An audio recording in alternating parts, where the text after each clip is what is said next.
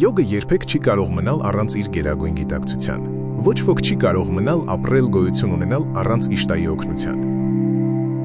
Իսկ իշտը նշանակում է այն օբյեկտը, ում դուք ամենաշատն եք սիրում, ում ամենաշատն եք ցանկանում։ Այս կապակցությամբ մի փոքրիկ պատմություն կաս։ Հանումանը միշտ կրկնում է Ռամայի անունը եւ երբեք Նարայանայի, չնայած վերջինս նույնպես բնութագրում է գերագույն էակին։ Հարցին թե ինչու նա պատասխանում է։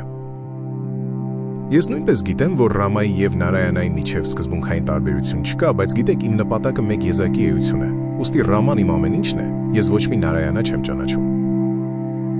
Որտեղ էլ որ իշտան լինի եզակի, անունով, ձևով, գաղափարով եւ մտապատկերով, հաջողությունը հաստատ է, հաջողությունը լիովին երաշխավորված է։ Շնորհակալություն դիտման համար։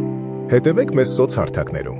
Միացեք մեր մեդիտացիայի եւ յոգայի հանդիպումներին ամեն կիրակի 13:00-ին։ Մուտքն ազատ է։